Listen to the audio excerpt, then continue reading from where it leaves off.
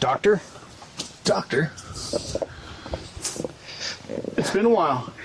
Yeah, Well, since we recorded. it has been. But, you know, as these things work out, we don't just record every day. We're not Yeah. Joe Rogan, we're not that lucky. Yeah. Let's just go to the studio where I have my gym, shoot some bows and arrows, and then we'll fucking record some shit. Yeah, and my firearm shooting range in the back. And I don't have to edit or do any of the shit. I I mean, we can do that shit out here. We could. Neighbors might get pissed, but... There's no backstop. The But fence. the Vinyl fence, fence will stop a 45, right? that fence will catch it, or the neighbor's kids will, one or the other. Either way, I hit my target. So yeah, let's talk about Phenomecon 2025. Phenomecon. So Good times. That was your third time, right? Yeah. Yeah. Officially, it was my first time.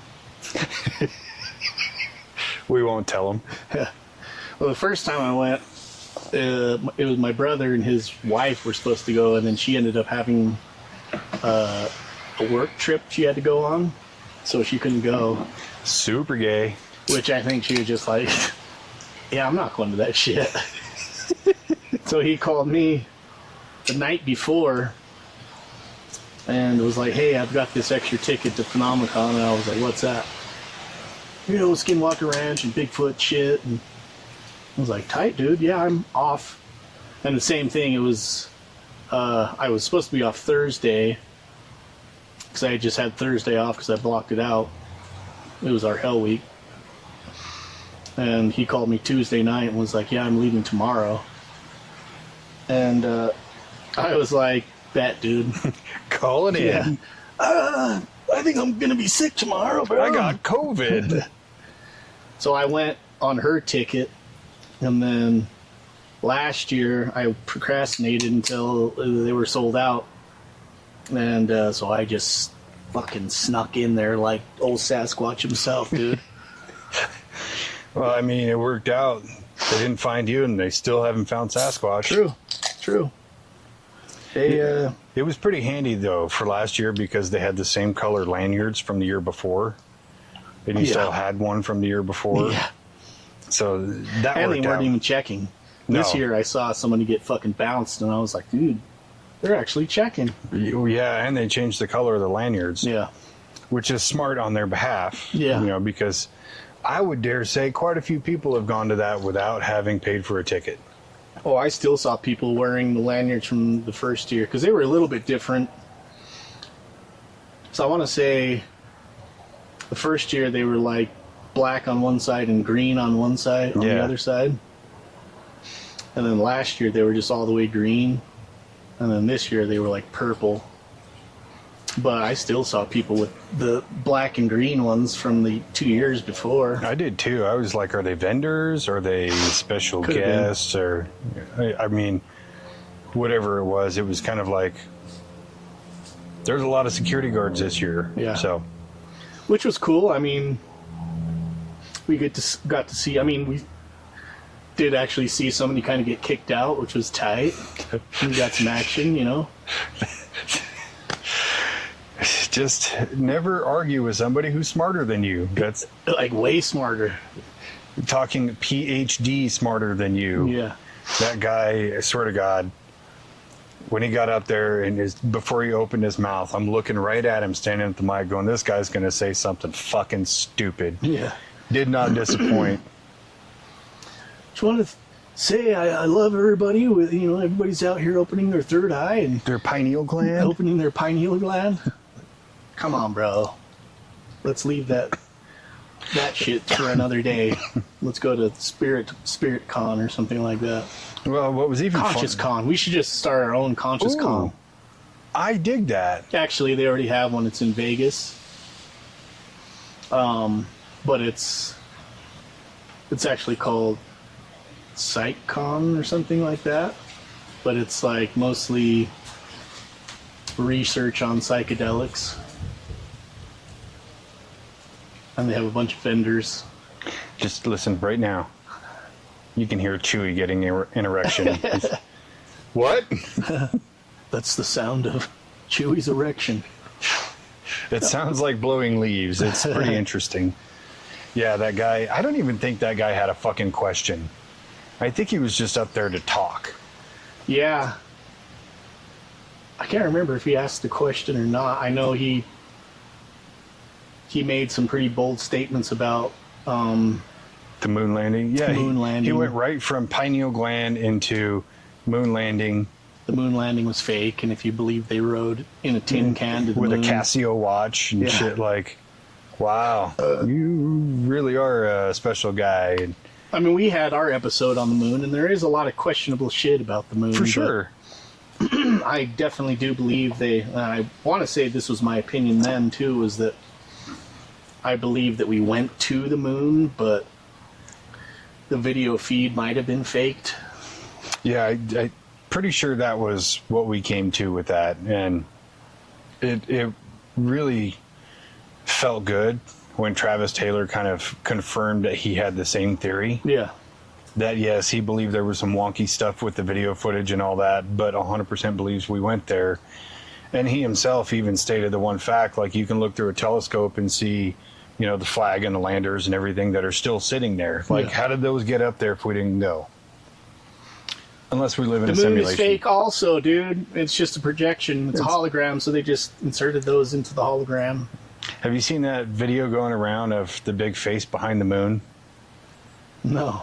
It's like, how do I describe it? It's like if you were looking at a projection and somebody walks up behind it, so their face is like twice the size of the moon. It's an interesting video I saw going around social media, but I'm like, this is bullshit. It's clearly bullshit. I mean, it's very cool looking. Or are they like recording through a window and somebody walked up behind them and their reflection is in the window? That's kind of what it looks like. I'll have to find it and send it to you, but you see it and you go, and they're talking about like, oh, all these people captured it. No, they didn't. Yeah. Then why is it only two angles of the same video? And they're from the same spot. Yeah, they're probably uploaded from the same IP address, which is also has a registered Adobe account. Did you see that on TikTok? Yeah, it's one of those stupid channels where they find like one thing and they latch onto it and try to make it bigger than it really is. Yeah. Which is fun and entertaining. That's all it is. It's bullshit. Yeah, just say this is for entertainment purposes, because there's a lot of fucking stupid people out there that believe any and everything. I mean, not saying that we're doctors, but we're not the smartest people in the world. No, I mean, really, really close. But Travis Taylor has a little bit more information than we do. That's the only thing, is we're just not insiders, you know? Yeah, I mean, I'm gonna just venture a guess to say his IQ is maybe 3 points above ours. Maybe. Collectively. Like if we add ours together, he's still got 3 points on us. Yeah, I believe that. Yeah, honestly, I think he's kind of the king of Phenomecon, because every time I've seen him talk, whether it's by himself or on a panel, I'm always enthused. Yeah.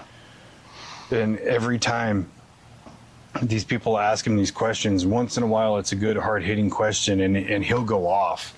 And it's never long-winded or boring. It's like, right, this guy knows what he's talking about. Yeah. Yeah, that's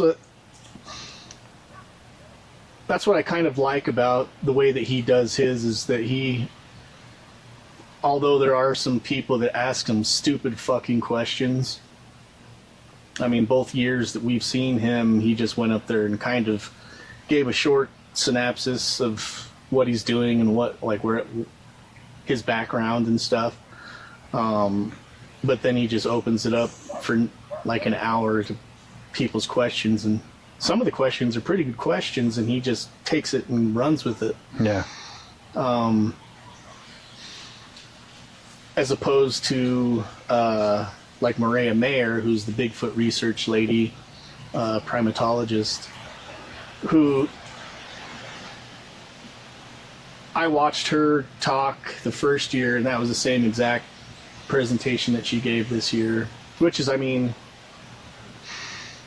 she really has no new evidence of finding Bigfoot or anything. Yeah, but I do like the show. Don't get me wrong, I love that show. I've watched every single season, every episode, but I found her panel was good. It was very entertaining, very informative, even though it was out of place for Phenomecon. Yeah. Because it's like, you know, these panels are 90 minutes, and there's probably only like 4 or 5 mentions of Bigfoot in the panel itself. So it doesn't fit with Phenomecon, but it's entertaining enough that you don't really care. Yeah. Yeah, and she, the year that I watched her, she seemed like she was more validating the type of research that she's trying to do with finding a large primate in North America and giving evidence of the way that the research is done with other primates, smaller primates and stuff. Like, for instance, in Madagascar, where she went and found the lemurs, but she talks about, like, it took her, they were trekking for like 2.5 weeks to try to find a place where they had seen these things, and then miles and miles of trudging through the forest and camping for weeks just to get a glimpse of this lemur that nobody had ever taken a picture of before. Yeah. So I think that's kind of her trying to give an example of how hard it could be to find something like that in a vast area. Yeah. And I'd kind of thought about, you know, let's say I had unlimited funding and access to whatever I wanted, how I would find him. And being reasonable, you're talking tens of millions of dollars in equipment and manpower and everything else that you would need, because you would need to do like FLIR runs over the big open vastness of, you know, North America, Canada, that sort of thing, or even going through Appalachia. Just the amount of tech and people you would need and all the footage you would have to comb through, it would be devastating to try to figure that out. Yeah. So let alone, you know, 2 people and a camera crew trying to find evidence is hard enough. Yeah, I don't know. Yeah. Have you ever watched the show? Yeah, I have. So this last season, that's what I was thinking too. Their budget must be crazy, because this last season they got these seismometer little monitors that they plant into the ground, and they can detect an animal walking through a certain area, and they can tell whether it's something on 4 legs or something on 2 legs. And they set these things like every 100 yards or something like that for, I think it was 18 miles across. Holy shit. This huge, because they have this theory that they're migrating from one spot to another between summer and winter. They come down lower when it's winter and go up higher south or north when it gets warmer. And this one area is kind of a choke point where they have to go through, where it's still wilderness in Washington. And there's like all these sightings of Bigfoot or Sasquatch in that area. And so they have this like 18-mile long grid of these seismic detectors. Multiple like FLIR trail cams and shit like that, and infrared trail cams. And then they have a system that if something detects movement, it'll start recording and then like send out a drone. So it like detects movement and then sends out a drone to go film what it's looking at. So I just like, all of that equipment has got to be fucking super expensive, even just to rent, if that's what they're doing. Yeah, I mean, it's funny because I was looking up how to build one of those very rudimentary seismic devices, but the version I was looking at was more like it'll have an LED light to see if it's moving or not.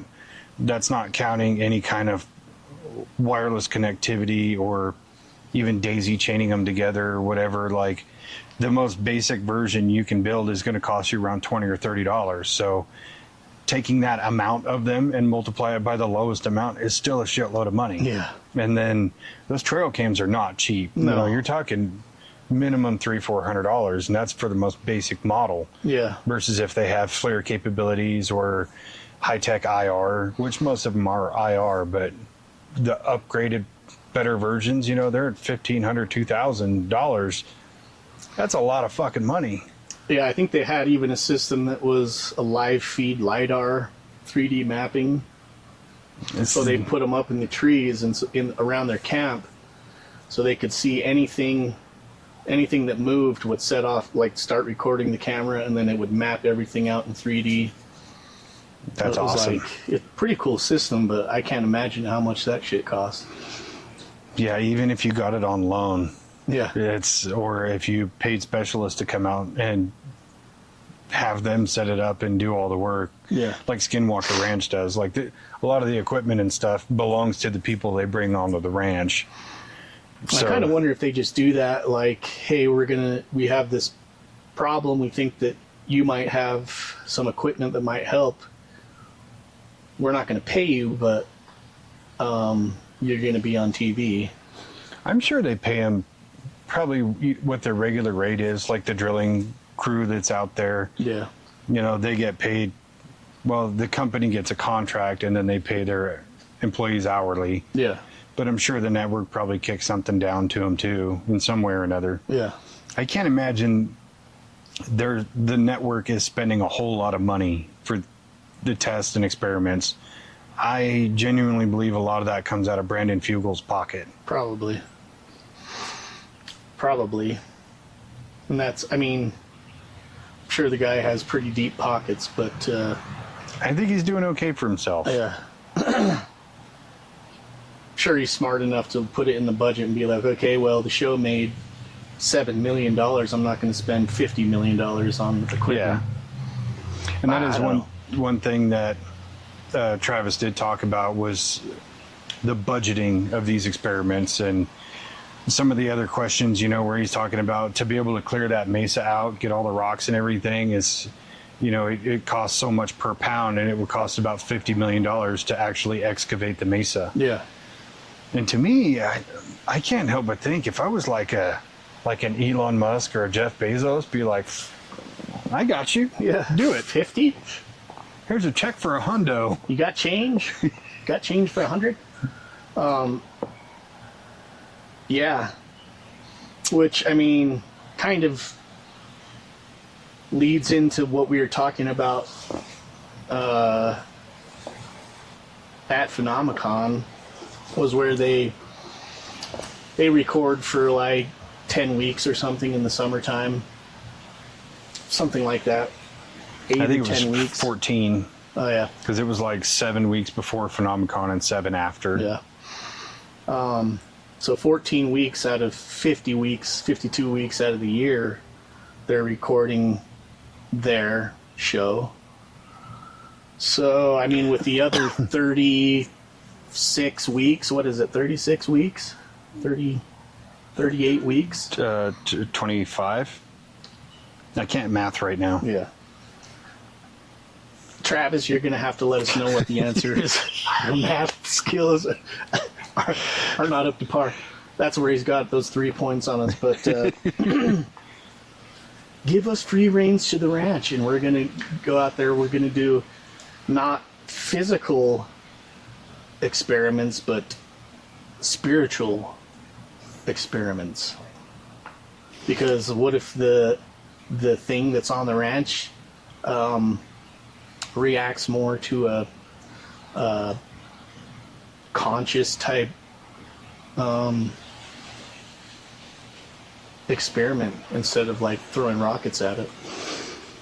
You know, I used to talk so much shit on the rockets, but in hindsight, I really do understand it. Yeah. Because of the module that's in the rocket is feeding them data. Mm-hmm. So it makes perfect sense. And sometimes, like he said, it's to try to agitate it in a way, try to get a response out of it by shooting a rocket at it. It makes perfect sense to me. Yeah. Now, did they go a little too far with it? For sure.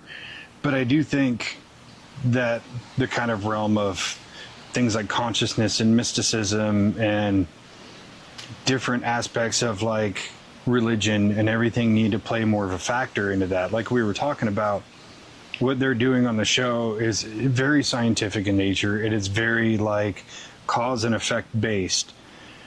But even Travis Taylor says just because you can't measure it doesn't mean it's not evidence. Mm-hmm. And that's where I think things like doing psychedelics on the ranch, or the idea you had bringing in a choir that can sing at different frequencies to come out there and see if it can evoke some kind of response. Things like that should really kind of take a forefront, keep the science where it's at. Yeah. But like, let's start adding other things. Let's start trying things that are a little bit out of the norm, or, you know what, most of the scientific community scoffs at Skinwalker Ranch anyway. So just start doing this weird shit and see what happens. Yeah. And if they don't like it, fuck them. Well, that's what, like, if you look at the history going past, I mean, back before like Bigelow and shit like that, it seemed like most of the history before that was more of a spiritual belief around the ranch. You've got the Native American stories and the Shermans that lived there that had experiences that were more paranormal that they thought. So why not? And it would be, I mean, you could do a show for a small budget to do these types of investigations. So you're not using heavy equipment. You're just using basic cameras, recorders, a couple of people. And if you're doing it in the off season of the TV show that shoots during the summertime, you've got, most of these things tend to be done in dark. Yeah. In the dark. So, I mean, if it gets dark around 6, 7 o'clock in the evening, you've got so much time to record a lot of shit. Oh, yeah. In a short amount of time. And you wouldn't have to deal with, timelines of logistics like getting the drill out there at a certain time and different drones and shit like that. You just have a small crew running these kind of rudimentary experiments, but have a different aim. Instead of just finding the physical evidence, finding, at least searching through the spiritual side of it. I think that I'd watch it. I think I would too. I mean, we're already obsessed with Skinwalker Ranch. Yeah. So, and we also delve into all these topics, consciousness and remote viewing, astral projection, life after death, all that. And they're all tied together. So why not start applying those types of things into that? And I know he talked about, we've used remote viewers and things like that. But I think that there's other aspects of that are being overlooked, because let's say you get a remote viewer out there, but everybody else doesn't believe in remote viewing. So you're already kind of, in a way, casting negative energy. And maybe that remote viewer can't really get their job done because of that lack of belief. Versus you get people out there who are running the show who have belief and faith in that sort of thing, that you're almost empowering that, like you're being a battery for them in a way. But the other things like bringing out the choir or, doing the psychedelics or having religious people come out and have different experiences, I think would play a huge factor. I think just bringing different people onto the ranch itself would have a profound effect. Yeah. Especially if you can monitor and record everything. Let's have them have the blood pressure thing on their wrist and be able to actually have measurements of what they're feeling and what they're going through, and then them explain what they're feeling and going through. It's quantifiable data. It's just not hard-hitting evidence. Yeah. Kind of ties into what Jay Stratton was saying. So Jay Stratton was there. Jay Stratton was head of ATIP for a time. He's either ATIP or OSAP. ATIP or OSAP, one of those two. Just recently retired, like 2 years ago. He led the task force in researching UFOs for the government for many years.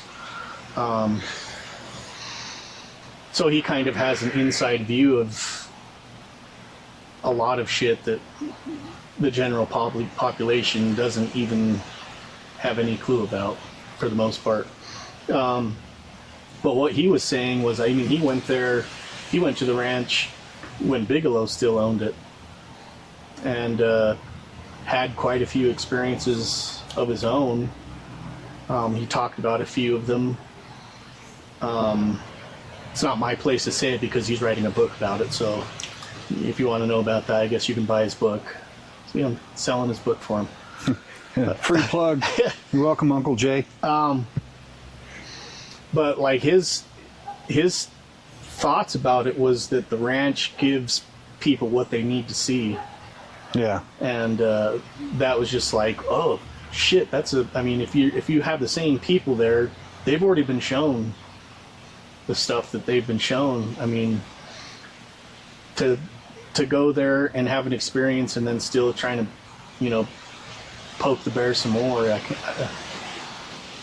I'm gonna get eaten pretty soon, Yeah.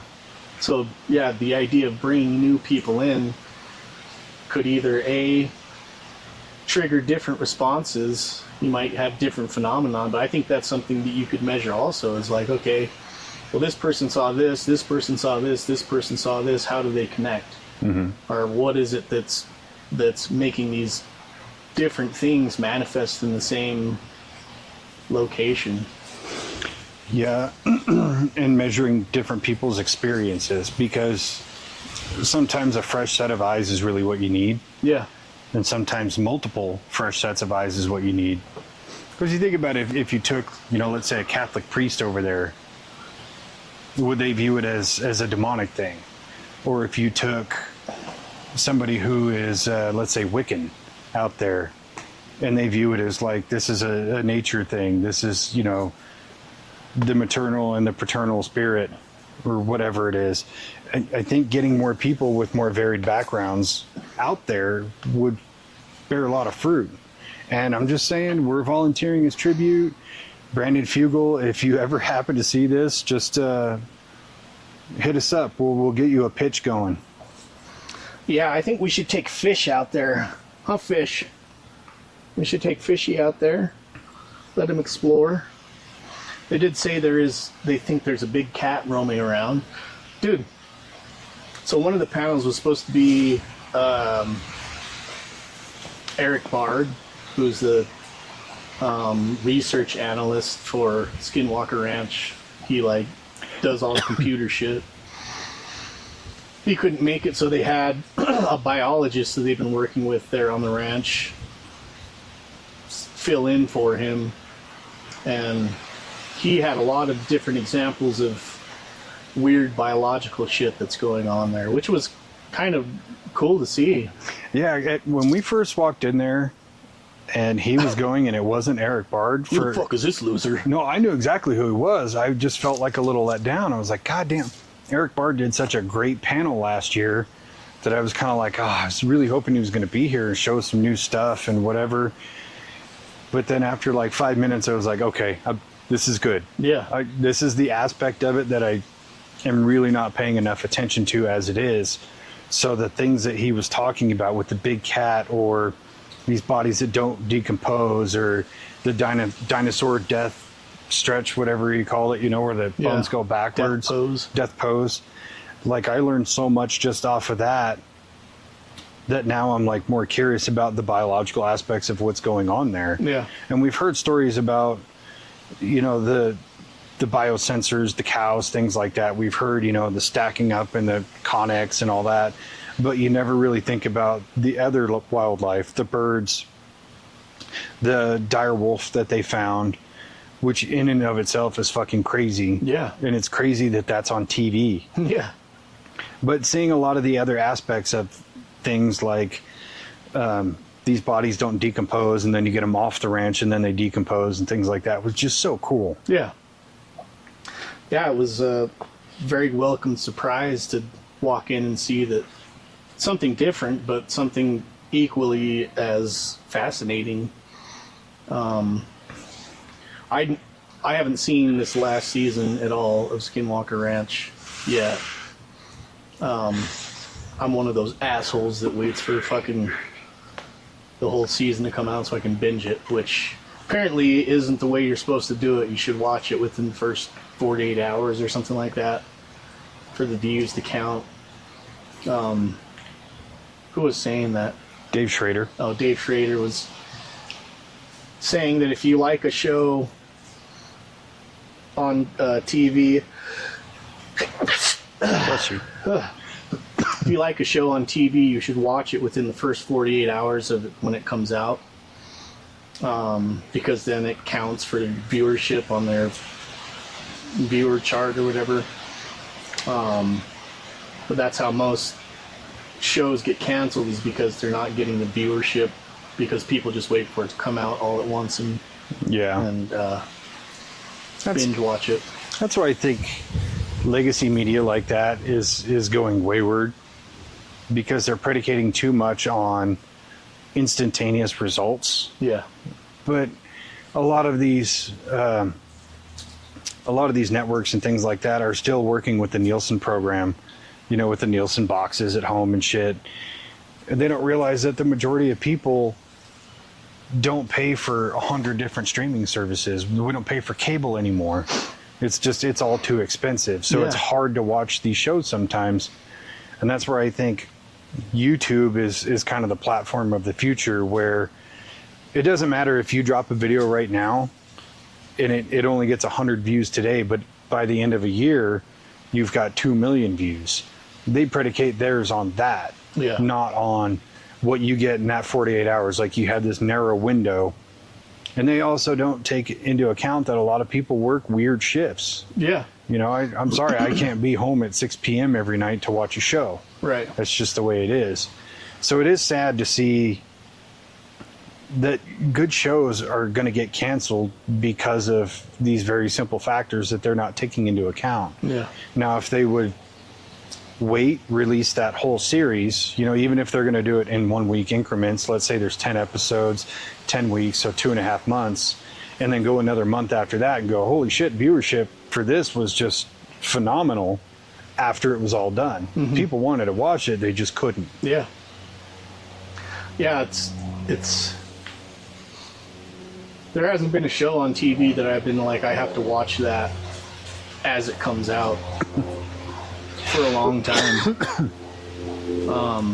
Especially now that like most of the stuff is on streaming platforms. That's how I watch it, because I won't, like, when we're working and stuff, I hardly watch anything on TV, really. Yeah. And then when I'm off, I'll like watch something for a few hours in a row, so like 3 or 4 episodes of something in one day. So it's like, yeah, I don't really have the time to do that every single day. So no, you really can't expect people to do that all the time. No, I mean, older people you can, but I'm not retired. I got a long ways to go. Yeah. Yeah. So one of the panels I really enjoyed this year was the Holzer Files. And I had never even heard of the Holzer Files. Well, I think I had seen it on there and I checked it out for a minute. But like I was telling you, I kind of went through like a period where I was just like, I'll watch a little bit of each ghost show and then find one that I like. And it didn't really work out because there's so many ghost hunting shows that are just fucking terrible. Yeah. And I hate to say that because it's, you know, those people are doing what they love and somebody is watching it, which is why they keep going. But there's so many of them that are just, they're either formulaic, they're the same shit you've seen over and over, or the personalities in there are just not jiving with me. Mm-hmm. But after watching the panel for the Holzer Files, I went and watched the show. Like, we watched it while we were there, and I've watched it a bunch of times since. That's actually a really good ghost hunting show. Yeah. I like that one. So that's one of the, like a prime example of like, so I didn't even know about the show. I think it was canceled before I even knew that the show existed. So, I mean, it's one of those things where they got 2 seasons. I think there's 10 episodes in the first season and like 8 episodes in the second season or something like that. Yeah, it's pretty short. Show is pretty good. They have a pretty good premise for the show. and the personalities are likable. Although they are a bit different in real life, which I would like to see. I would kind of like to see their actual personalities on the show. I think it's weird that they actually have like characters for these people to play on these shows. For sure, and I think Dave Schrader is like the biggest one I can think of, because you watch the show and he's always serious and he always has this like look on his face like he's focused and he's in the zone, and then you listen to him talk and he's like your cool uncle. He just makes jokes and he doesn't take himself too seriously. He seems just like a really cool dude. And it's even like with what we do, where we don't go out of our way to make sure that we're still being ourselves, but we're just being ourselves. That was what we agreed to like begin with. Right. But it's like, if you'd have put that in there, you'd add just another layer, have that comedy in there. It doesn't have to be serious and dire all the time. Right. And I think Cindy Kaza is kind of the same person that she is on the show. She's just in a more elevated sense of what she's doing. But I don't think she just has a whole different personality. But then the other guy, what's his name? Casey? I've watched the show fucking 10 times since I've been home. No. And I still... What is his name? Sorry, man. Jamie? No. What was that? Yeah, what was that? No need to apologize. Siri. Huh. Seriously. That was weird. Yeah. Did it say you don't need to apologize? Yeah. I did say sorry, dude. Huh. That's right. Okay. That was weird because my hand was like this. So I'm touching my phone, but not the buttons. So, okay. I'll accept that. Ghost activity in my phone. Yeah. But yeah, even him, his personality is a little bit different from real life to the show. But he's also kind of like... he's kind of like the bitch of the show in a way. They make him go in all the dirty, dark places, and he's there by himself, and he gets scared, and he acts scared. You know, it's not a facade that he's putting on. He's just also in a heightened sense of what's going on. Yeah, he's definitely the Aaron of the group. Yeah, that's what I was trying to think of. Aaron, you're getting locked in this barn today. This is a haunted butt plug. Sorry, Aaron. Aaron, stand up for yourself, man. Tell him, no, fuck you. You're going in there. I'm going to the nerve center. Yeah, so I didn't even know about the Hoser files until the first year I went to Phenomecon. David Trader was there and was talking about it, and I was like, what the fuck is he talking about? I've never seen this ghost. I know all the ghost shows, I know dude. everything about ghosts. And then, so we went back to our house that we had, our Airbnb, me and my brother, and watched an episode, and I was like, oh, this show is actually pretty good. Thank you, sir. Yep. It's entertaining, and it really helps that Cindy is very nice to look at. Yeah. I appreciate that. Yeah. Well, like you said, Zach Bagans is pretty hot, I guess. If you're into douchebags. If you're into that kind of guy. Do you also find it funny he's not been at Phenomecon yet?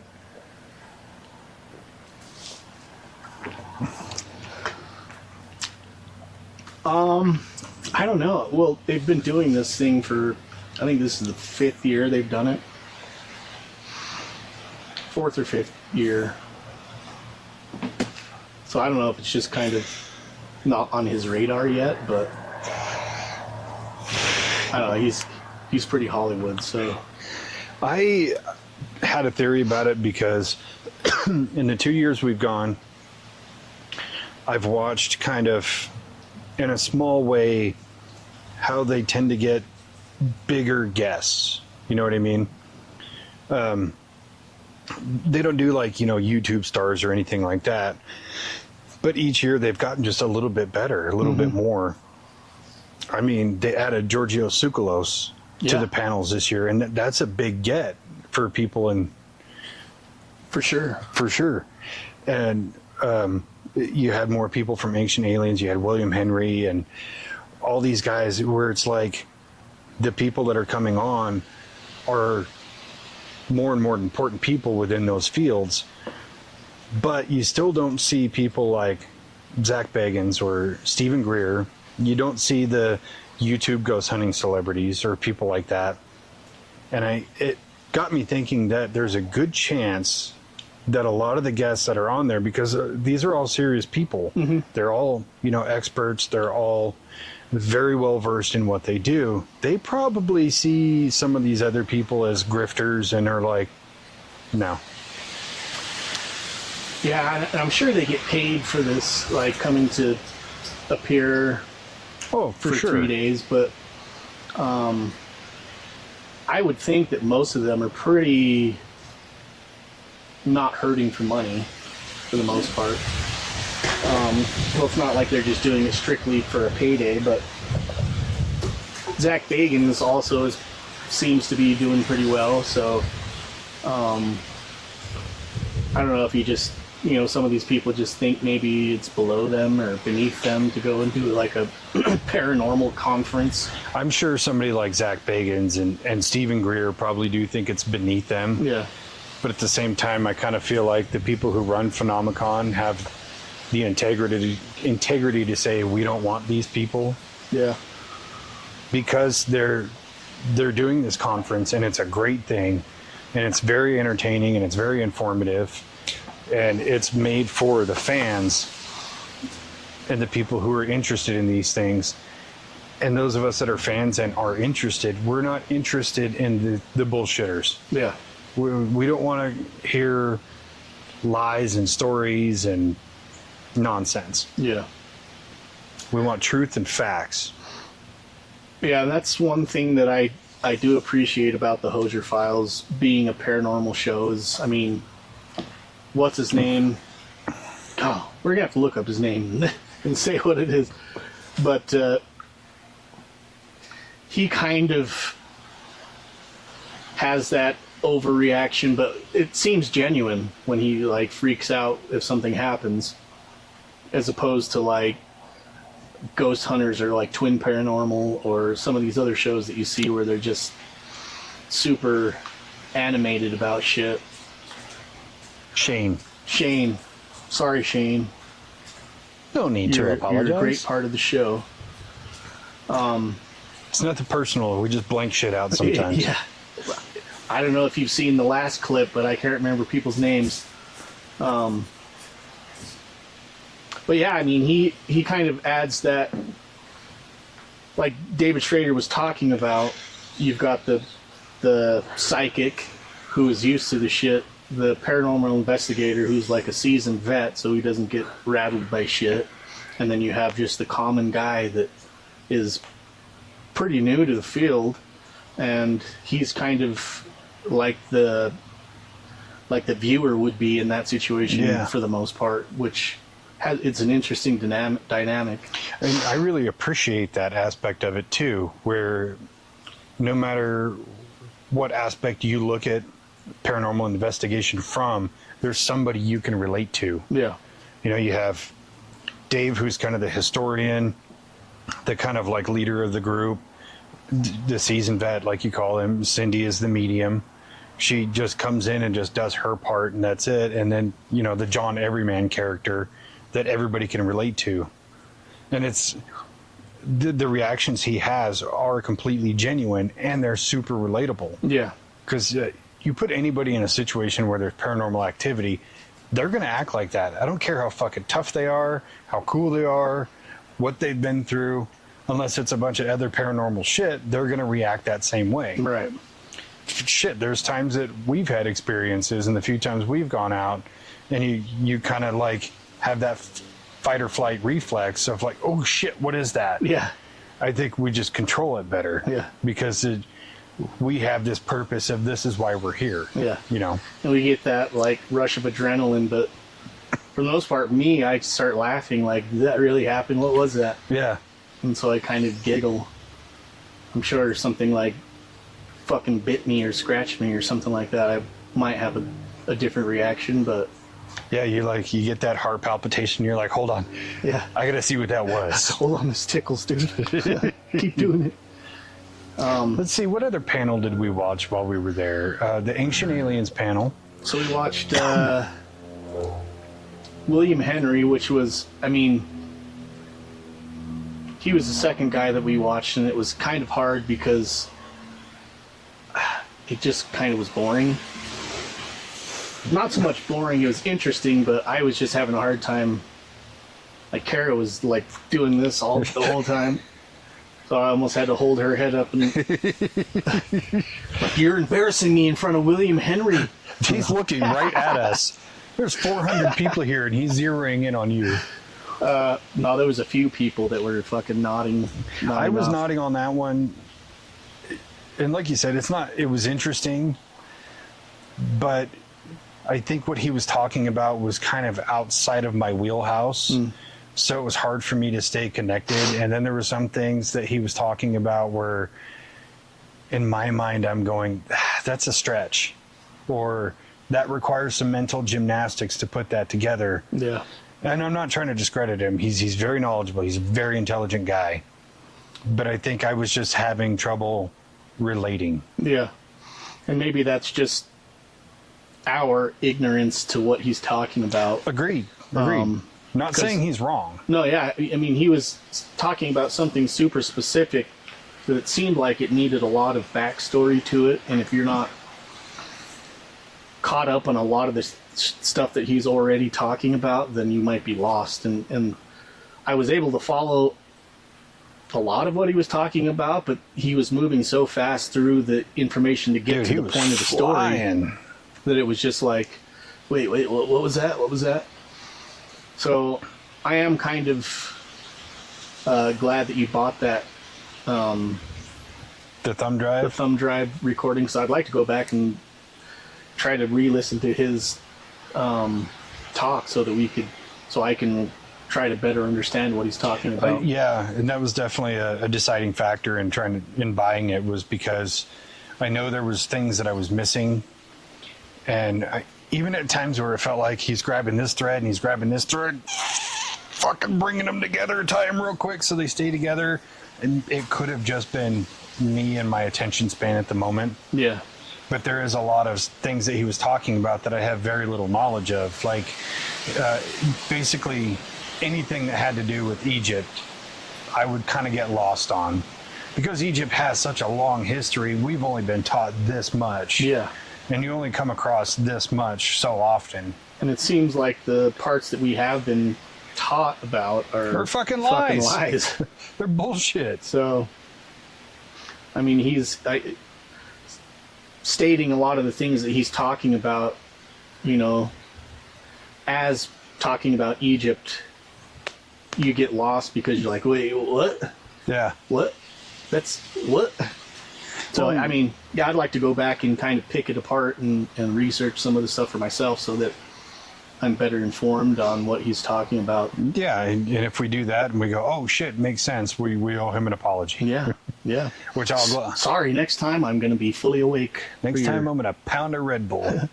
What I kind of wonder is if you can buy that recording of the whole thing without having gone there. I wonder that myself. I'm going to keep an eye on their website to see if you can do that. But even if you had to go there, I think it's worth a day trip. Yeah. I mean, even if you were going to go for a one-day thing. Just go on a Friday or Saturday, because that's when they have all the big names. And you can buy single-day passes. A single-day pass for, like, whatever day you're going to go. You can pay for it. I think it's like...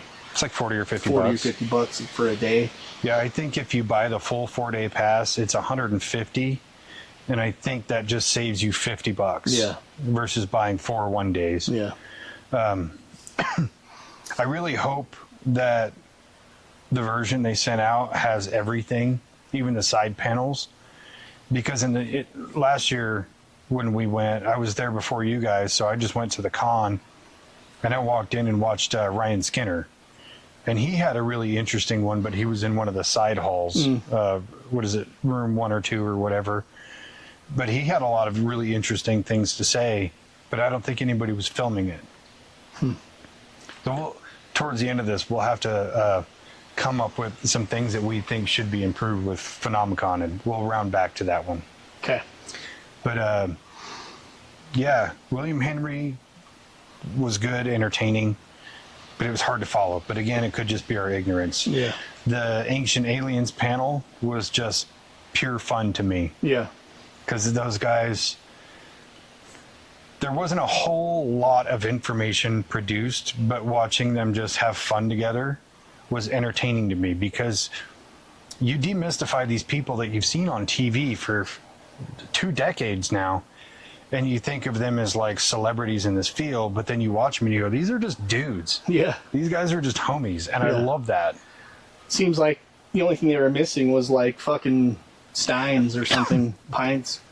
Yeah, see, and that's the problem. If we ever were to end up on a panel at Phenomecon, it's like, no, I don't want a bottle of water. Get me a beer. Yeah. JK, I already brought some. We're just In like, fact, you don't even need to get it. I've got my cooler right here. we're just like, hey, do you want a beer, guy in the audience? That is, we talked about this that night. It was like, dude, I swear Tsoukalos and Travis Taylor were stoned out of their fucking minds. It looked like. Yeah, maybe it's just their hair, but Tsoukalos was just like, but I mean, he's a smiley guy. He was there for the whole time of, well, at least, was he there Thursday? At least Friday and Saturday.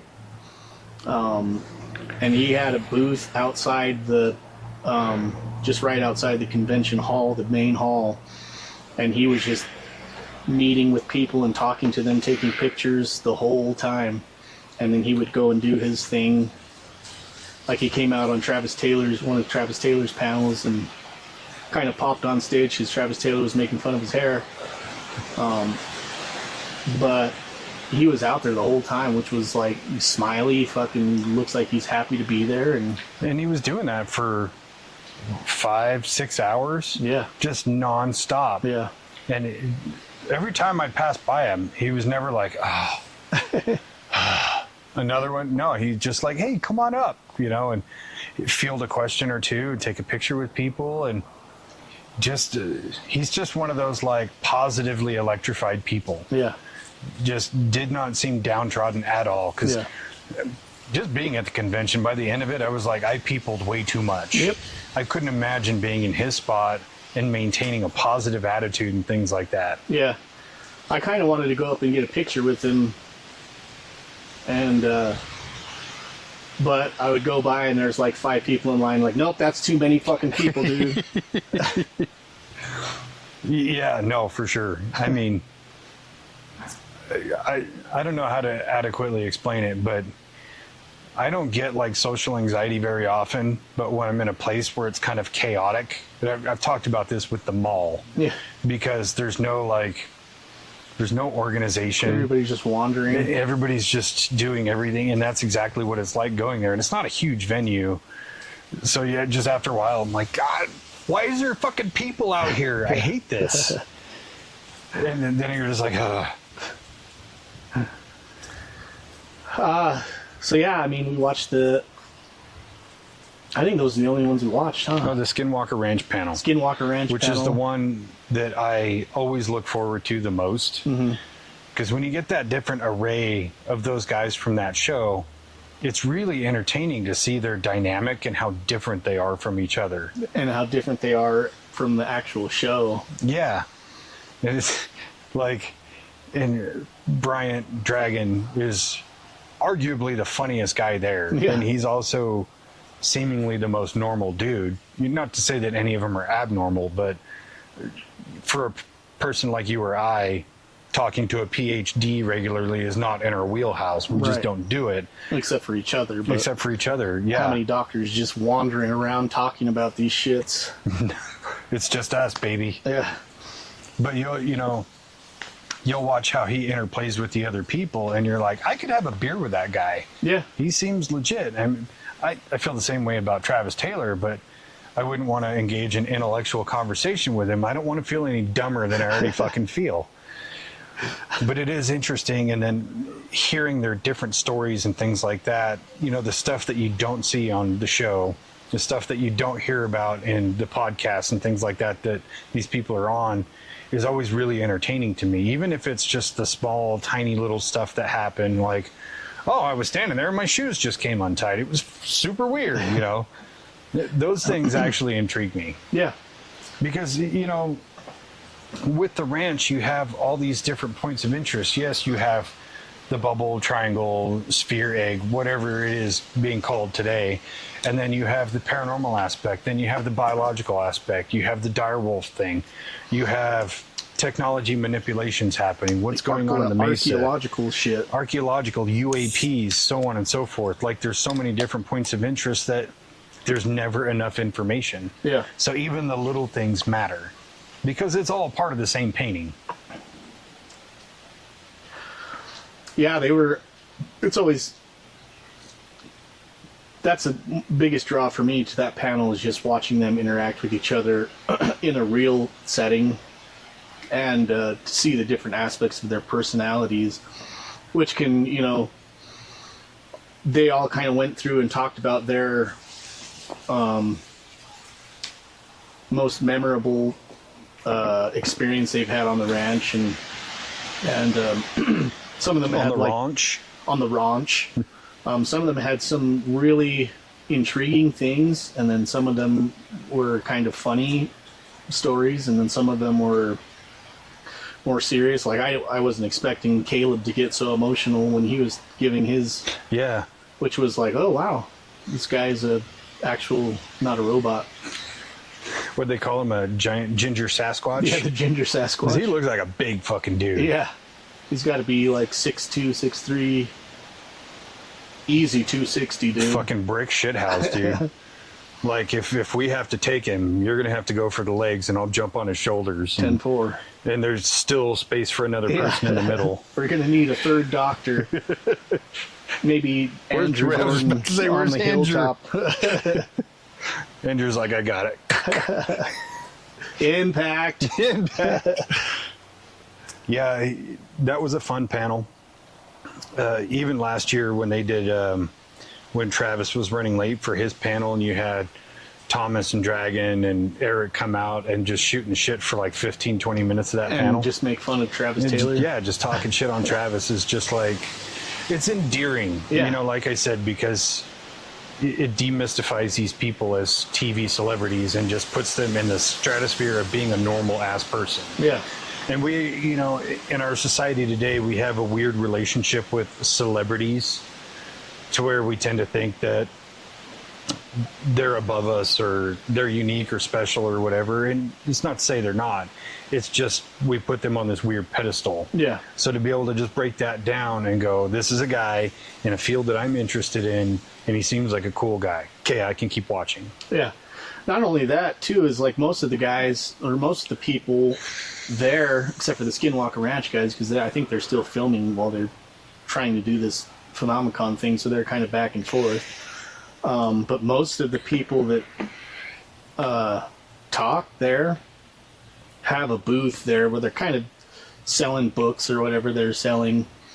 But you can just go and fucking talk to these people that you kind of watch on TV or whatever. Yeah.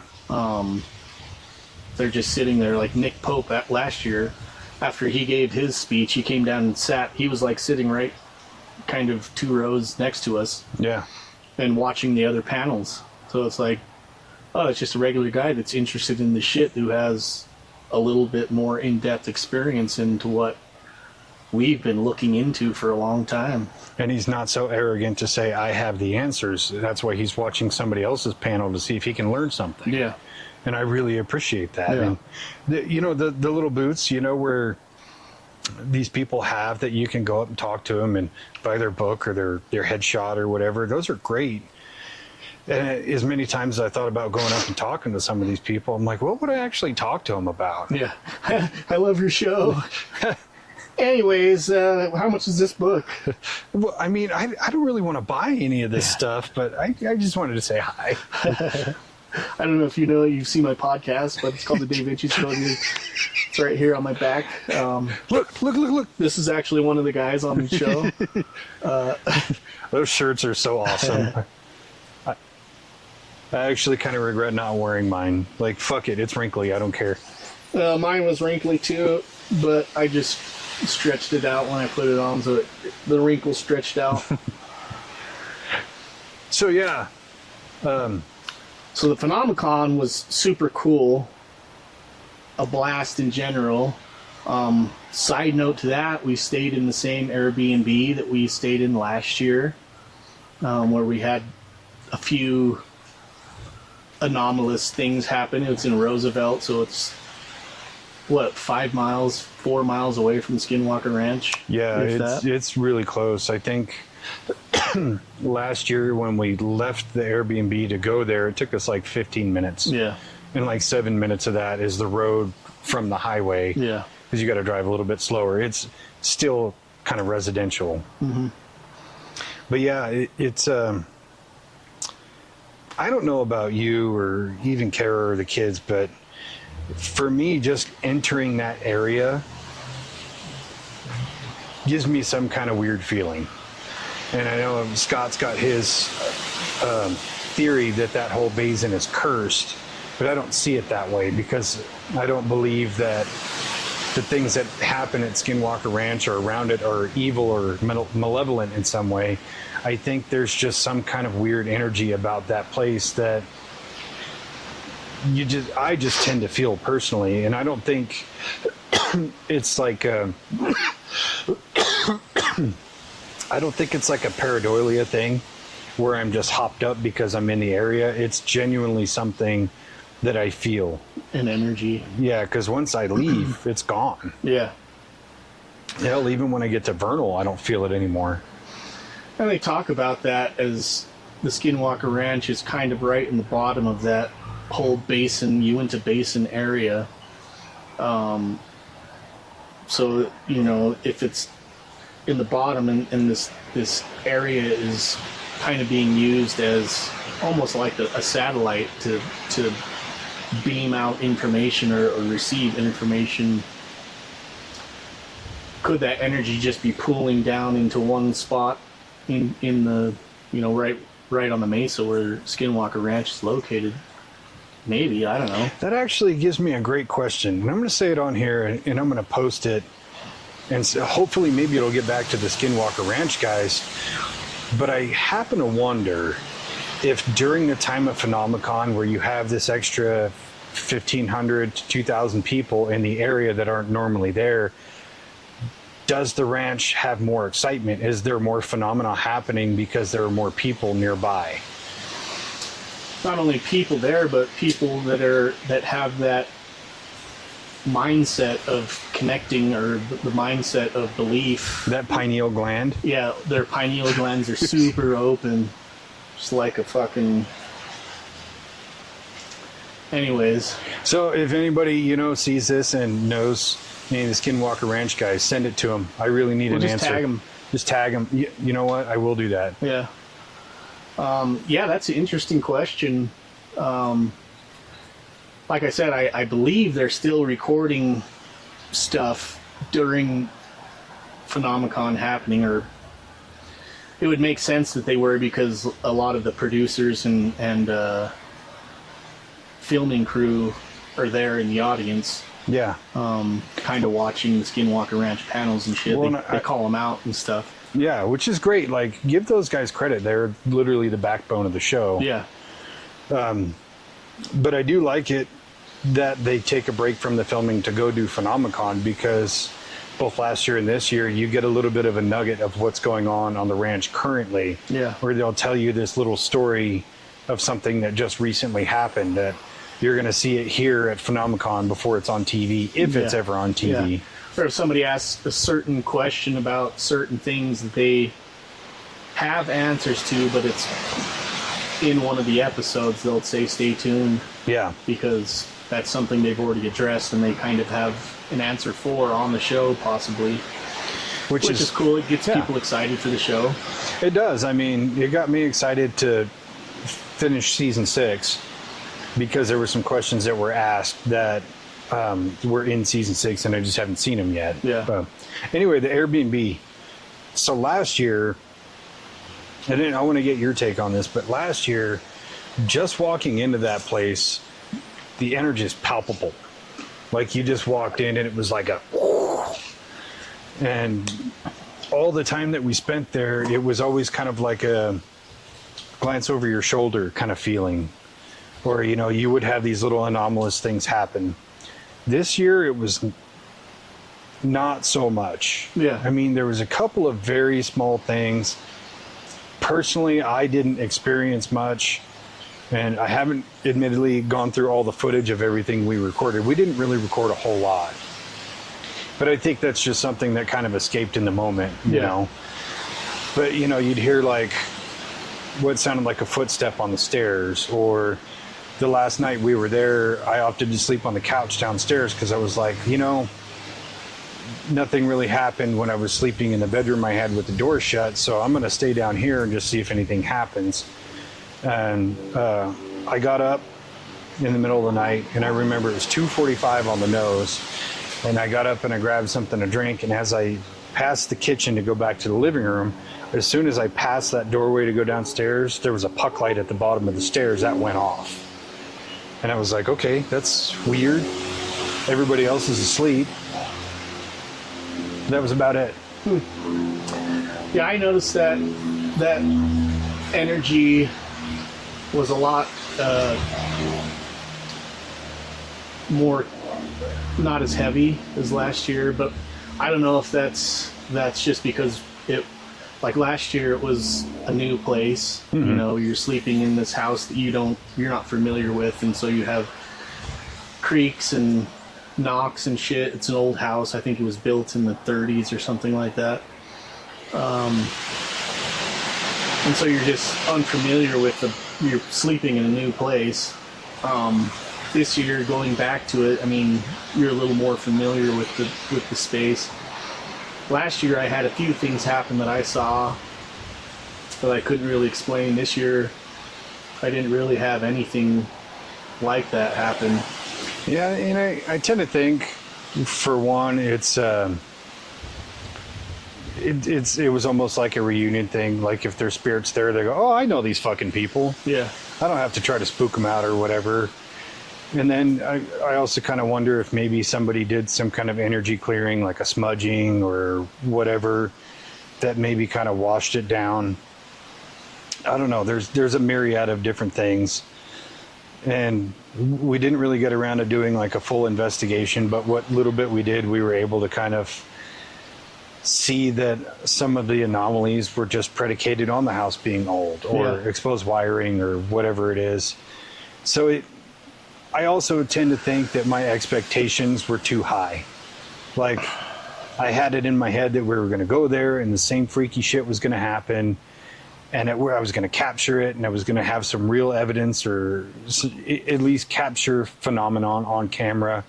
And I think, especially after listening to Cindy Kaza talk about going into these places with intention, I think my intention was wrong, and my intention was too high, because I wanted these things so bad that I wanted that specific outcome, but detachment is the way to get those outcomes. And so I definitely think part of that was just in my mind. Yeah. Of expecting more than what I should have. Yeah.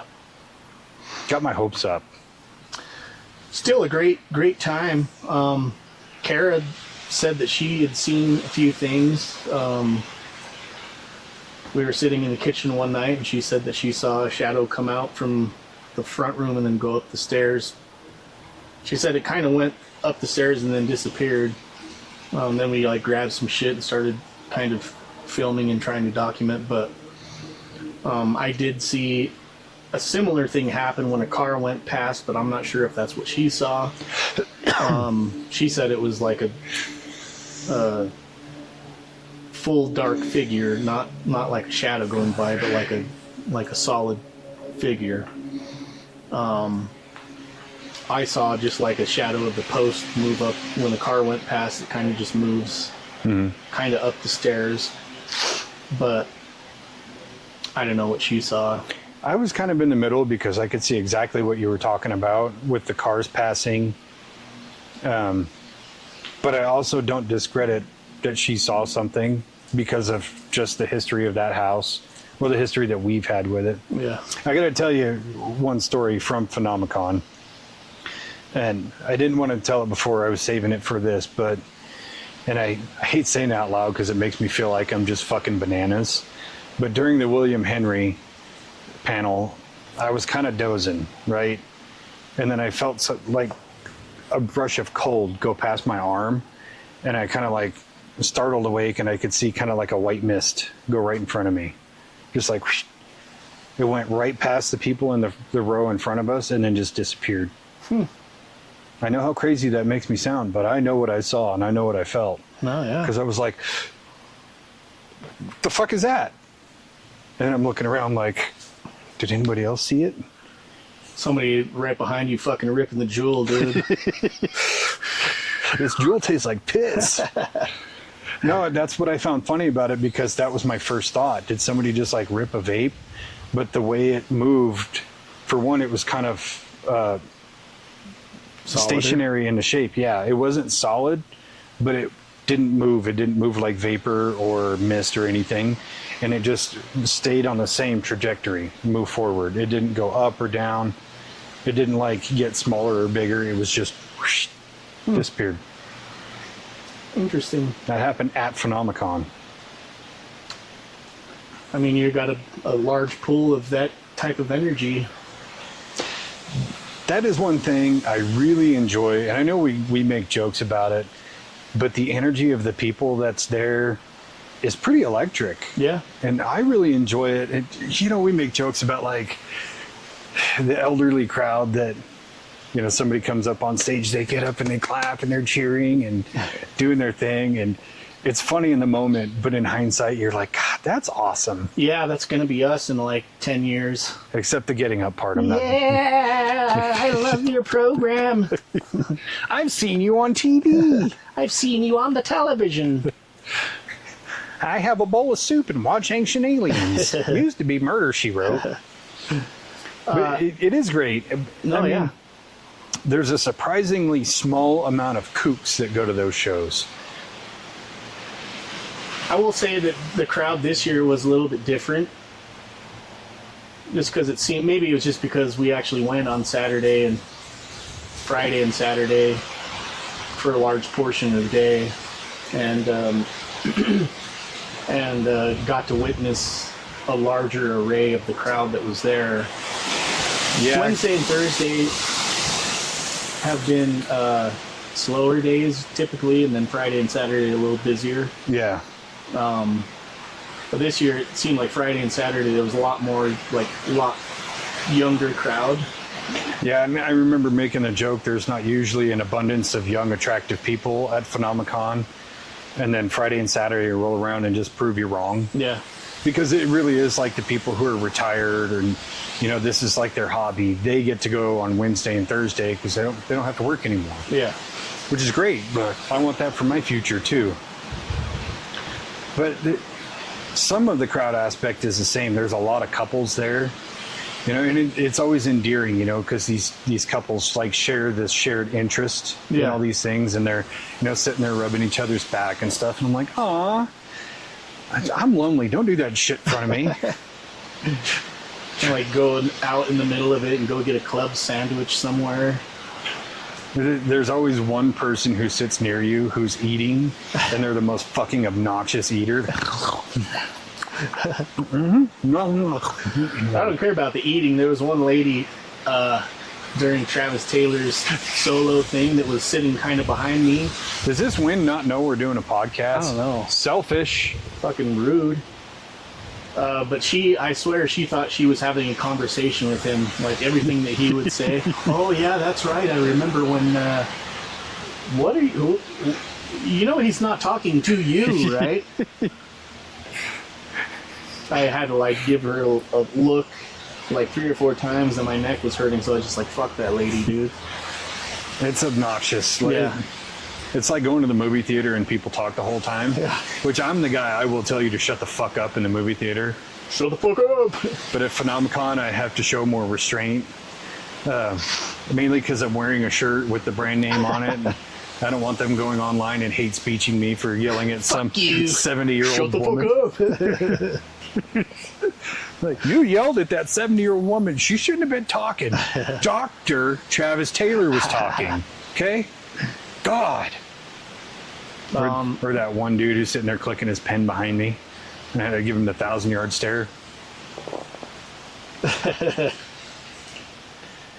Yeah, there was a lot of people there I saw that were taking notes. I was like, I should probably be taking notes, but that's too much fucking work. I gotta bend down and get my fucking notepad and shit.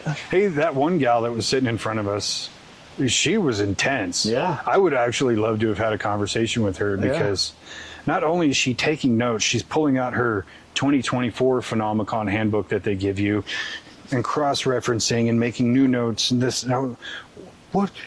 Does she have the answers? Yeah, she had like sketches and shit inside of her notebooks. Like, that's pretty fucking diligent, man. I feel bad for like visually eavesdropping, but at the same time, I was so interested. Like, what has she got there? Yeah. What are we working on here? Can I help? Do you want to be on the show? Yeah. It's like, no, it was interesting, and I swear I wasn't trying to be a creep about it. None of us were, but you don't often see stuff like that. I mean, I was still listening to him, but just watching what she was taking notes of, and I was like, maybe that's what I should have been doing so I can understand what he's talking about. Like, No, that's why I bought the thumb drive. So I'm a repeat listener type of person. yeah, me too. Yeah, the crowd was great, except for, and this is where we should get into the improvement part. There are things about going to Phenomecon that are downsides. And one of them is totally out of the hands of the presenters or, the people who run it or whatever. It's the people that get up and ask dumb fucking questions. Yeah. So half of the premise of what they're doing there is each panel is like 90 minutes. And so they'll spend usually the first half of their panel giving almost like a lecture of what they're working on, or the history of how they got involved with doing these things, or something they're interested in that kind of goes along with all the topics that are there. And then the other half usually is like Q&A. So they give the whole audience, they have microphones on both sides, people line up, and then they ask questions. But yeah, and then when they do that, they say, okay, let's keep these questions. There's a lot of people here that want to ask questions. Keep your questions to questions and make them direct. Short and to the point. And they even announce that before the fucking Q&A starts, usually. And they have to say it a few times during. Yeah, and then what does the first person do? Hi, my name is so-and-so. I do such and such at wherever I'm fucking from. Nobody fucking cares. I've been looking at ancient aliens for 30 years, blah, blah, blah. Like, dude, what the fuck is your question? And then they end up asking some asinine question like, do you want to see some pictures on my phone? No. Yes or no? Do you want to see these pictures on my phone? I can't believe you're not just inviting me up on the stage right now. Yeah. You know how fucking important I am? Should I be on the next episode or the one after that? Because yes or no. But yeah, it's very frustrating as an audience member to sit through these fucking idiots that ask the stupidest fucking questions. Or like the questions that get asked that have already been answered. Yeah. Or like, is there anything new with the direwolves? Like, did you not see the biologist presentation? Did you not hear them just talk about it like 2 minutes ago? Or the one fucking guy, the pineal gland guy, with the whole, I don't believe we went to space in a tin can with a Casio watch. Like, not even 10 minutes ago, Travis Taylor talked about how his dad was a master tool maker on the Apollo project that put people on the moon. Yeah. Do you really think he doesn't believe we landed on the moon? Wow. Yeah, to get up there, not even ask a question, and just make a statement about a fucking conspiracy theory to a double PhD fucking physicist that works on these things for a living. Like, are you stupid? I hope you love the taste of shoes because you just put your fucking foot in your mouth. Yeah. So, yeah, I think it was funny that everybody was kind of against him. The whole crowd just turned on him. Yeah, and it was funny too. The next day, I had seen, I think it's Northern Utah Paranormal on TikTok. They had posted a clip of Phenomecon, and I commented on it because it's cool to like join that community together, and outside of just Phenomecon. And they were like, "Did you see the guy who got kicked out?" And we kind of made some comments back and forth, but they were outside. And after they kicked him out, the guy was trying to talk to him about conspiracy theories and how the COVID vaccine is made out of cow pus and shit like that. And I'm like... So I had to look that up. Like, I was like, what is this? I never even heard about that. And apparently the rumor or conspiracy started because some of the first vaccines they ever made were... it was something in cow blood that they were looking at as an enzyme to fight bacteria, but that was like from 50 years ago or something like that. Had nothing to do with any of the COVID shots. Even though I think that the COVID shots were bullshit anyways, but that has nothing to do with it. I might have to edit that part out so we don't get this episode fucking blacklisted. Just fucking beep out the words that I'm saying. Just beep out COVID. Yeah. Yeah, super interesting. I did like, and I don't know why they didn't roll it out until the last panel there that we went to, where you could scan the QR code and ask a question. That was, to me, the way to go, because you remove all the "hi, my name is blah blah blah blah blah blah blah." It's just, you only have a limited characters. It's like Twitter. Yeah. You can only put so many words in there. I mean, granted, still people were putting in basic rudimentary questions, but some people's questions were actually good. But a lot of the times they'd look at it and go, blah, blah, blah. Okay, here's your answer. Boom, next one. And I think it would be way better to get away from the interpersonal mic thing and just do that. Yeah. But I also I would like to see them do that beforehand. You know how you have like half an hour between panels? Mm-hmm. Like put that up for that half an hour, and then all the questions are pre-posed. Put it on like a tablet so the guys at the panel can go, no. Okay, here's a good question. Yeah. Let's cut out the fat. Yeah. We want to hear good, interesting shit, not, what do you think about cow blood? Or do like a live feed, like almost like a Twitch stream, where if you do want to make comments, you can just comment as it's fucking scrolling, and then they can kind of look at that as it's going through and be like, hey chat, what's going on? Yeah. Almost like a live stream. See, I think that'd be cool. I just think the interpersonal microphone thing, it's just no longer conducive. Excuse me. As much as Phenomecon has grown, and as many people go there, and you'll see people line up as soon as the panel starts, and they got to stand there for an hour and maybe get their question in. Right. And like there's that one guy, he was always sitting next to the mic, and he would ask a question every single panel, sometimes twice, and his questions were not good. No, yeah, I mean, he's an old guy. He was chewing gum the whole time. Every single time he got up to the microphone, he was chewing on something. Yeah. And he would talk as slow as the fucking... You talk slower than me, dude. He talks slower than the DMV person in Zootopia. Yeah. Then maybe you could shoot a rocket. It's funny. Yeah, I just was pulling my hair out. I think the second or third time he got up to ask a question. I think there was a moment where, because we weren't talking or communicating during these panels, where we both let out a collective sigh of but I think you were leaned forward and I was leaned back. And that was when I was like, oh, okay. I'm not just being an asshole here. Spence has got it too. I feel better. Did I tell you I went to pick up my daughter at school the other day, and there's a girl with a Phenomecon shirt and the alien glasses on? Really? Yeah, this was on Monday. So I was like, that's cool, you know? Yeah. You know, it is great to get your kids into that sort of thing.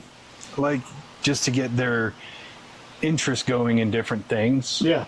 Not to say you got to be interested in what I'm interested in. It's just like, hey, there's a whole universe of questions. Open up your mind. Open your pineal gland. That's why, I took so I got 2 tickets. One was for me and then for my wife.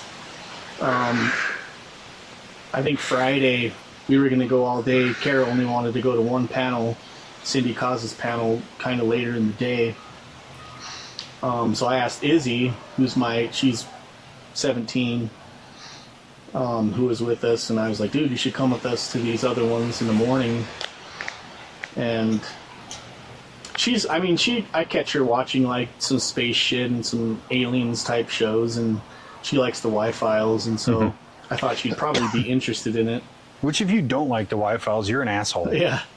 And so I think that she wanted to go just because she didn't want to sit at the house all fucking day, but I don't think she was very interested in seeing what was there. But I think that after the fact, I think she really enjoyed it. Yeah.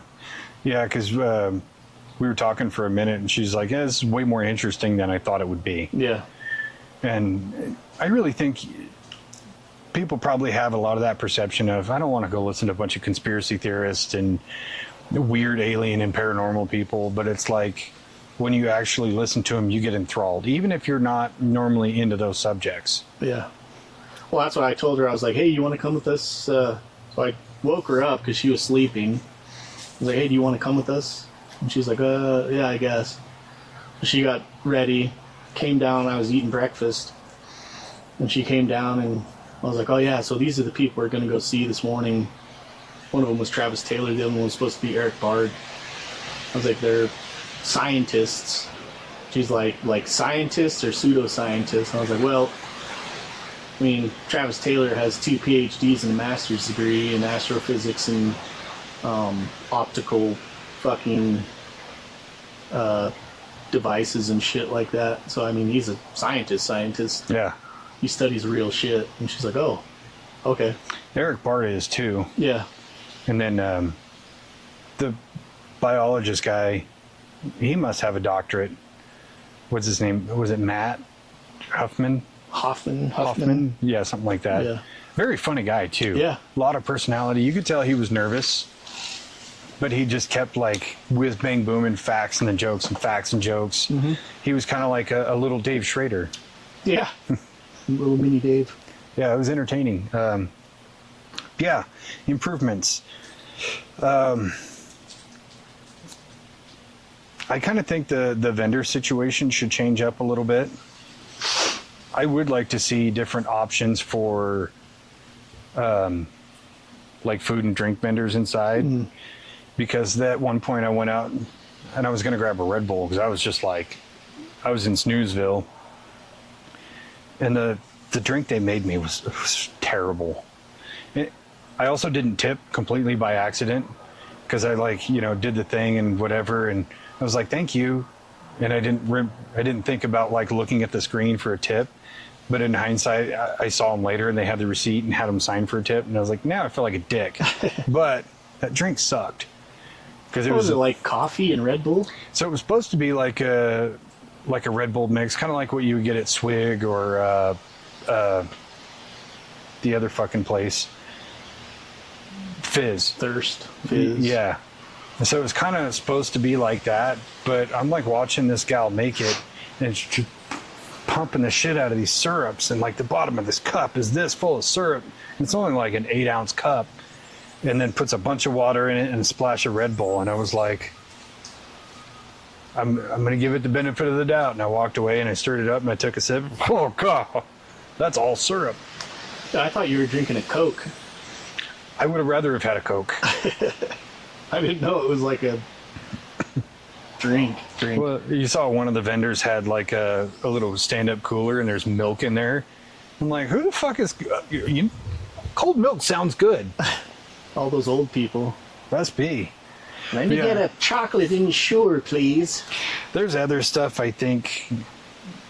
I get it. Vendors are paying for a spot. And they're trying to sell their product, but there's some stuff I don't think should be there. Like, why are we selling tattoos that have to get done off-site? Yeah. That's so backwards to me. I think one year, I don't know if it was last year or the year before, they were actually doing tattoos there. They were, which I could buy into that because people are getting, they have a board with all the pre-post tattoos you could get, and they're all pre-priced, so it's like an alien or a little Bigfoot or whatever. And yeah, people are sitting there getting inked. Like, okay, that's cool. I think they were even doing piercings too. Yeah. But some of the other ones, I kind of felt like you're just here to hawk topaz jewelry. I get this is your target demographic, but should you be in the main hall? Yeah. No. I just think that the merch should be tied to the topic. Yeah. You know what I mean? Yeah, there was a lot of weird shit there. And Kara tried to get a booth there, and it was mostly just because I wanted to see how much it would, like, what the booth fee was. Because if it was like, sometimes the booth fee will be cheaper than actually buying a ticket to the thing. I was like, get a booth, and we can just go to Phenomecon, make some money, a little bit of money, I don't know, and then fucking get in for free. That was my plan, but see, I think they we kind should of only let. It seemed like it was mostly like Locals. local, vendors in, which I understand they're trying to make money for the county. I get that too. And as much as we talked about the getting a booth there, for the podcast bit of it, I think that we could just double down on that and sell fucking shirts too. Yeah. I don't know about like pricing on them, but it'd be cool, if you're doing like we talked about, you're sitting down and having people come up and tell their paranormal or UAP stories, that sort of thing. They're going to be interested, they're going to be vested, and then when they get up to leave, they're going to go, hey, let me buy a shirt. Yeah. Because I'm going to commemorate this. Like, I'm going to be on the internet, I told my story, I'm on this show, I'm going to buy this shirt as like a partial representative of that moment. Mm-hmm. And I really think that would just be a lot of fun to do. Yeah. And even, if there's the three of us there, we can even alternate on panels. Like, hey, you want to go see this panel, we'll maintain the booth, or you both want to go see this one, I'll stay at the booth, kind of thing. Yeah. We'd have a lot of fun with it. Yeah, I mean, we could do it pretty easily with shirts. Just have Kara bring the press, and then get a bunch of the DTF things, and then they can choose what shirt they want and then what design they want on it. And then that's press it way right cooler. Is it that portable? Yeah. Press is just like it's about this big. It's not screen printed, it's a press, but it would be like still a DTF transfer. Sounds like we got a plan. Yeah. But yeah, I think that half of the big draw for people, I think, to go even to watch these types of things is because most people have had something happen in their lives where they're maybe seen something in the sky they couldn't explain, or seen ghosts before. That's why they get into watching paranormal shows and stuff like that. And so a lot of people have personal experiences that draw them into these things, and then they go to the conventions, and a lot of it, I think that people just want to have an opportunity to tell their story. Yeah. And I think that if we were able to do something like that and set up a booth and then like let people come give their experience, I think that it would be a really cool experience for a lot of people. I think so. And I mean, case in point with the questions where people get up there and my name is so-and-so and I've seen this or I experienced this or whatever, and they predicate their question on that. Like, instead of having to crunch that down to like a 5-second question, you come sit down and talk to us for 10 minutes. Yeah. Tell us your whole experience. Let us ask some questions, things like that. Yeah. The hard part is just going to be like Okay, you told your story. Okay, well, See Kara over there? well. Buy a shirt and see you around. see you on the internet. Bye. Yeah, I think it would just have to be like a predisposed conversation of, I'm going to put up a timer. This is how long we have. Other people want to tell their stories. If there's nobody there, you can go longer. Yeah. But, tell your story. We'll put it on the channel. You can share it with whomever you want. And then buy a shirt. Yeah. We talked about maybe even doing a side note thing with Phenomecon to like... They have, license to use the footage. Yeah, so, I mean, I think that would be pretty interesting too, because it's connected with these people who are doing this for a living, and so it might open an opportunity for these professional people to come and talk to these other people who have had, who knows, they might have had some fucking crazy shit happening at their house or in their lives or on their property or whatever. Yeah. That might open a doorway to have it come and be filmed and be on TV and shit like that. I think just think of the connections you would make with people talk about my house is haunted. I live in Salt Lake. Like, ooh, yeah, we have a thing for that. Really? Give me your address. How familiar are you with piss? With piss, paranormal investigation, super squad. The possibilities are endless, and I do think as another improvement, Phenomecon should delve a little bit more into content creators being able to add to the experience. Yeah. Granted, not everybody. You can make it a whole more interactive than it.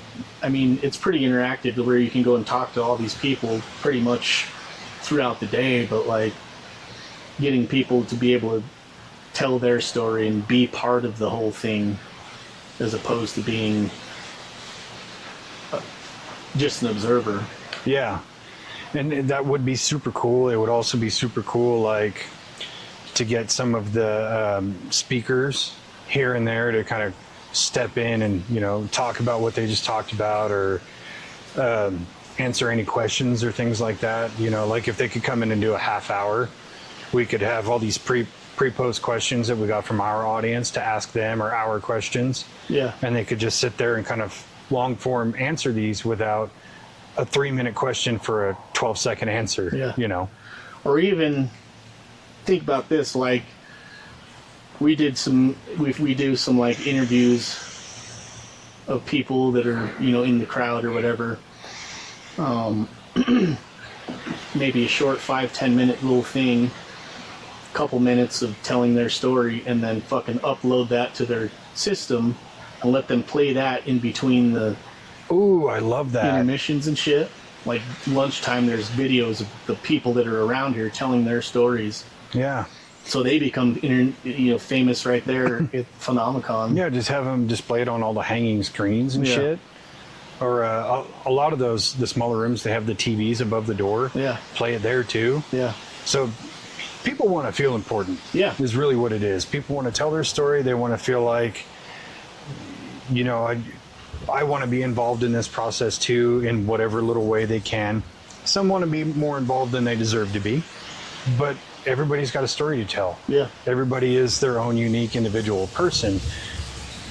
Give them a format for that. Mm-hmm.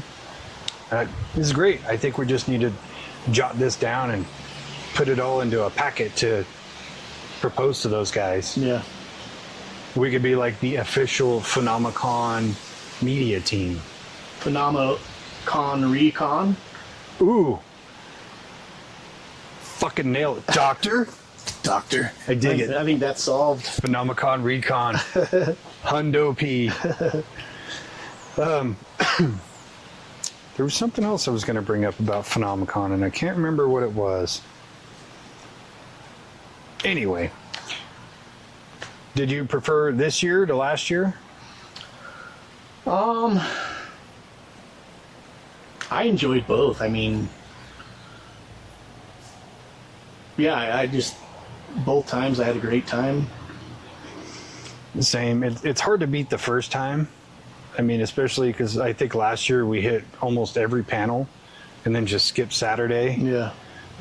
We didn't go to the after party or anything like that. maybe next year we will. But again, you kind of get peopled out by the end of the day. Yeah. So it's difficult. But for running a booth, we got to do the whole thing. Yeah. But yeah, the first one was definitely my favorite, but that's because it's the first one. This year was still fun. We watched the panels we really wanted to go see. And I think that was better suited for this year because there were some panels I wasn't interested in. Still a great time. Lots of cool facts, information we didn't know. Lots of jokes, lots of fun. All around good time. Yeah. Guess we'll have to put some information together and submit it for next year. We're going to have to. Phenomecon Recon, you heard it here first. We'll see. May have to buy some new gear, but we're gonna make it happen.